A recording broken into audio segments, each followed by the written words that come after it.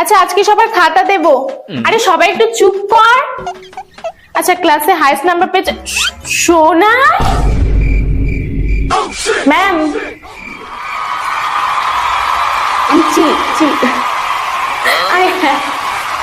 সোনাই তুই highest number কিভাবে পেলি? আমার তো বিশ্বাস হচ্ছে না, তুই এত ভালো কবে হয়ে গেলি? লাস্ট থেকে একেবারে ফার্স্ট হয়ে গেলি। ম্যাম সত্যি কথা বলতে আমি আপনার জন্যই এত ভালো নাম্বার পেয়েছি। আরে না না বাবু, হ্যাঁ আমি জানি আমি ভালো পড়াই, কিন্তু তাও আমি শুধু পড়ালে হবে? তুই যদি না পড়তিস তাহলে কি ভালো রেজাল্ট করতিস বলতো? তবে হ্যাঁ আমার একটা পড়ানোর টেকনিক আছে যেটা সবার থাকে না। ম্যাম আমি তো আপনার পড়ানোর ওই টেকনিকের জন্য বেশি নাম্বার পাইনি। আমি তো বেশি নাম্বার পেয়েছি আপনি যে আমার দাদুর দোকান থেকে পরীক্ষার প্রশ্নগুলো প্রিন্ট আউট করলেন না, তার জন্য।